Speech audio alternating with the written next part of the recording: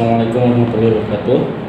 Kenalkan sebelumnya, nama saya Muhammad Iqbal dari Mentor Muda Nusantara ya, yang ada di Universitas Negeri Medan. Nah, jadi Modul Nusantara ini adalah salah satu program dari Kemendikbud Pak untuk seluruh mahasiswa yang ada di Indonesia.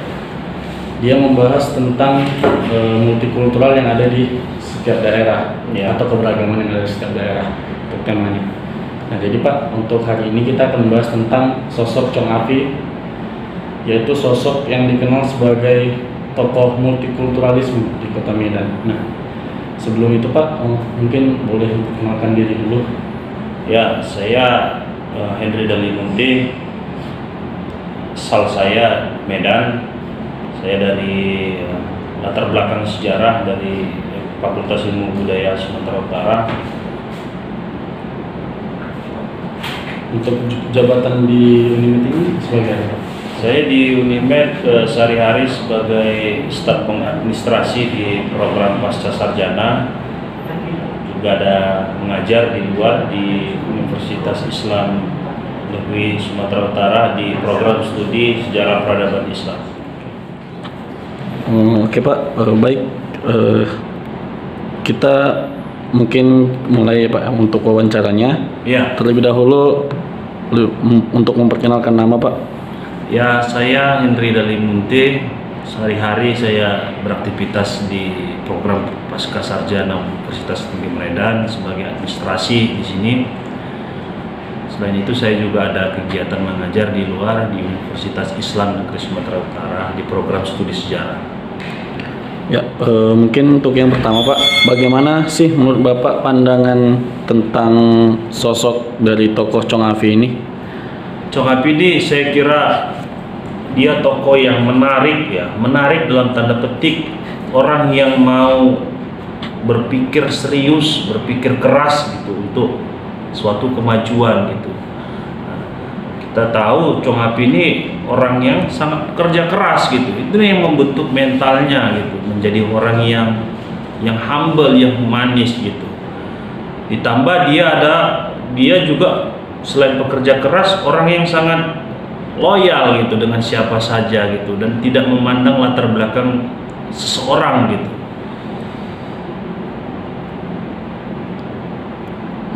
Oke, mungkin untuk yang selanjutnya nih Pak, dari pemaparan Bapak tadi bahwasanya sosok Chong Afi ini adalah tokoh muda yang dia datang ke Delhi, ke tanah Delhi nih. Nah, peran dari Chong Afi ini untuk perkembangan yang ada di Kota Medan itu seperti apa sih Pak? Iya, Chong Afi ini memang datang dari daratan Tiongkok ke tanah Delhi gitu. Merantau lah, saya kira dia orang yang memang datang kemari tujuannya merantau dalam kegiatan ekonomi gitu. Nah, pertama di 5 tahun pertama kakaknya datang ke tanah Delhi gitu. Ini dorongan dari kakaknya datang. Jadi Chong Afi remaja yang pada saat itu masih di daratan tinggi Tiongkok memiliki keterpanggilan untuk datang ke tanah Delhi. Nah, sampainya ke tanah Delhi dia memulai aktivitas sebagai pekerja lepas di toko-toko atau penjaga toko gitu, karyawan gitu. Nah, itu tepatnya di Belawan. Kemudian Chong Afi menerjunkan diri ke perkebunan gitu. Pada saat itu satu-satunya orang Tionghoa, kalangan Tionghoa yang memiliki kebun gitu di tanah Delhi ya Chong Afi gitu. Nah, mungkin karena kerja kerasnya dia bisa memiliki kebun gitu. Nah, inilah yang membentuk karakternya Chong Afi sebagai seorang pengusaha besar gitu. Karakter pekerja keras itu tadi membentuk dirinya sebagai pekerja keras, dan ketepatan pada saat itu Medan juga mengalami pertumbuhan ekonomi yang sangat pesat gitu. Medan yang sudah dihuni dari berbagai latar belakang budaya gitu, juga sebagai ibu kotanya Kepresidenan Sumatera Timur. Jadi mau tidak mau Chong Afi semakin meningkat gitu, semakin cukup dikenal gitu untuk kalangan masyarakat pada saat itu.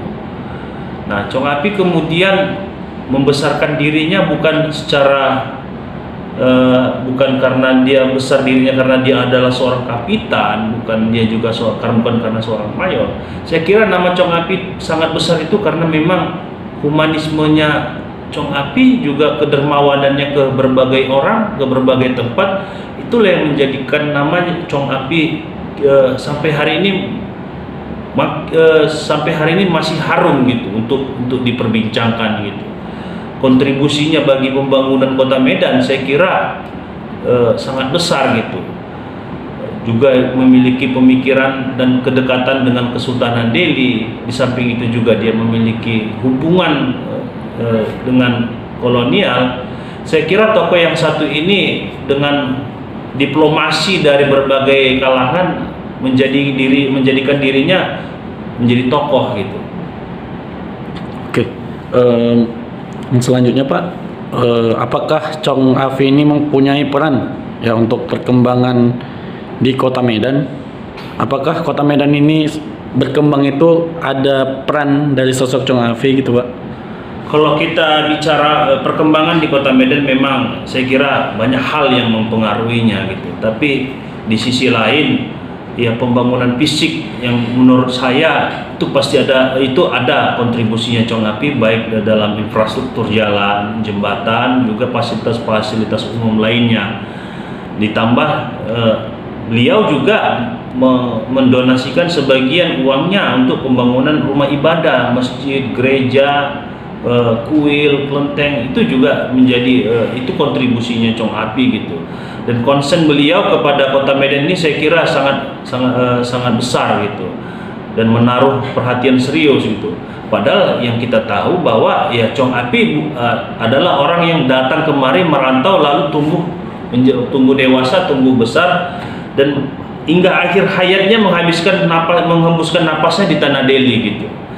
Jadi ketika Chong Api wafat, ketika ia wafat, orang pun datang secara alami gitu, karena mengenang sosok Chong Api ini yang memang sangat istimewa bagi masyarakat Kota Medan, khususnya di Tanah Delhi.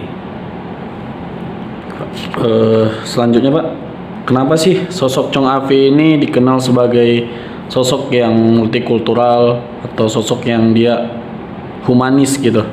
Ya, Chong Api saya kira dia orang yang sangat dipercaya, memiliki wewenang dan tanggung jawab untuk mengurusi urusan orang-orang Tionghoa di perkebunan.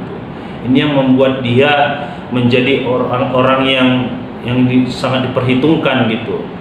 Nah, di sisi lain di Medan ini dulu terbentuk yang namanya kampung-kampung kecil atau kantong-kantong perkampungan, permukiman warga para pekerja kasar, kuli, perkebunan gitu. Nah, ketika ada konflik, ketika ada gesekan-gesekan di antara orang-orang Tionghoa, Chong Api dipercaya mampu menengahi, mampu meredam keributan di kalangan orang Tionghoa. Nah, dan itu tidak saja terjadi di kalangan orang Tionghoa gitu. Jadi Chong Api juga ketika ada konflik di antar suku, antar etnis gitu, baik Tionghoa, Tamil, India gitu. Chong Api ini orang yang diperhitungkan bagaimana menengahkan persoalan gitu, bagaimana mencari solusi jalan keluar agar konflik atau gesekan-gesekan di setiap permukiman di antara warga gitu, terutama para pekerja kasar, itu tidak terjadi. Dan memang Chong Api pasti diperhitungkan, pasti dihubungkan gitu. Nah, selanjutnya Pak, untuk Chong Api ini pelajaran positif apa sih yang bisa kita ambil dari sosok Chong Api ini Pak? Ya, saya kira yang bisa kita ambil dalam konteks hari ini, bagaimana seorang Chong Api itu adalah seorang pekerja keras gitu. Pekerja keras dan ditambah orang yang sangat dermawan gitu. Jadi apa yang dia lakukan gitu, kontribusi bagi pembangunan di Kota Medan ini memang itu menjadi amal tersendirilah bagi Chong Api. Tapi bagi kita hari ini, bagaimana melihat sosok Chong Api ini tidak hanya seorang pebisnis, tapi peduli dengan lingkungan, peduli dengan tempat terutama di Kota Medan. Dia peduli dengan hal-hal yang terjadi di sekitar, dia peduli dengan pembangunan gitu. Nah, saya kira panggilan zaman Chong Api pada saat itu sangat luar biasa, terutama pada saat itu untuk ekonomi, keuangan orang pada saat itu sangat terbatas. Chong Api mampu dan mau memberikan sebagian sedikit pendapatannya, kekayaannya untuk pembangunan, untuk kebutuhan orang-orang lain. Saya kira ini yang menjadi pelajaran penting bagi kita, dan itu ia berikan tidak memandang latar belakang suku budaya orang gitu, dan dia tidak memandang apa yang dia bangun, tapi dia menilai bahwa apa yang dia bangun, apa yang dia berikan bisa bermanfaat bagi orang lain. Itu nilai yang sangat, saya kira, yang perlu kita teladani dari sosok Chong Api ini. Oke Pak, mungkin ini yang terakhir Pak.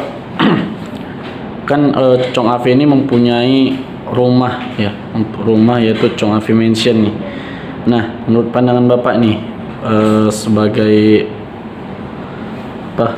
tokoh yang ada di Kota Medan, rumah dari Chong Api ini penting nggak sih Pak untuk dikenal sama khalayak umum? Nah, sampai hari ini Chong Api Mansion, rumah Chong Api atau rumah Chong Api sudah menjadi cagar budaya, dan itu dilindungi oleh Undang-Undang Cagar Budaya tahun 2010, dan peruntukan dan kegunaannya juga sudah untuk kepentingan kebudayaan gitu, untuk pariwisata dan sebagainya. Nah, bagaimana kita melihat rumah Chong Api ini penting untuk dipertahankan, karena dengan rumah yang hari ini gitu, kediamannya Chong Api, kita bisa tahu tokoh ini gitu, sosok tokoh ini gitu. Tanpa ada bangunan fisik yang kita lihat hari ini di Kota Medan, mungkin orang tidak akan tahu siapa lagi Chong Api. Bahkan juga orang akan lupa gitu sosok Chong Api itu sendiri gitu. Jadi rumah yang hari ini yang berada di Jalan Ahmad Yani atau Jalan Kesawan, saya kira itu harus dipertahankan oleh pemerintah Kota Medan, dan bukan hanya menjadi sarana wisata, tapi bagaimana rumah ini menjadi tempat edukasi masyarakat mengenal Chong Api gitu. Bagaimana memperkenalkan peran Chong Api bagi masyarakat Kota Medan. Ini yang menjadi catatan besar. Rumah Chong Api itu bukan hanya sebagai sarana wisata, tapi bagaimana mengedukasi orang-orang yang datang ke situ untuk melihat sosok perjuangan Chong Api bagi pembangunan Kota Medan, dan bagaimana sosok Chong Api itu bekerja keras sehingga dia bisa memiliki rumah seperti itu. Ini yang perlu, saya kira, menjadi catatan penting. Oke. Mungkin itu aja Pak untuk pembahasan tentang sosok Chong Api. Nah, mungkin ada closing statement Pak dari Bapak untuk mahasiswa Modul Nusantara. Ya, kepada Ananda mahasiswa Modul Nusantara, saya kira kita perlu belajar keragaman kebudayaan dari berbagai wilayah, dari berbagai daerah. Tidak harus memandang itu di luar atau kesamaan dari kebudayaan kita, tapi jadikanlah keragaman ini menjadi nilai persatuan dan kesatuan kita untuk menjunjung nilai-nilai yang sudah dibangun oleh para pendahulu kita di negara ini. Itu saja. Oke Pak, mungkin itu aja untuk pembahasan kita untuk sosok multikultural yang ada di Kota Medan, yaitu sosok tokoh Chong Api. Mungkin terima kasih Pak untuk waktunya, dan sekian. Assalamualaikum warahmatullahi wabarakatuh. Waalaikumsalam warahmatullahi wabarakatuh.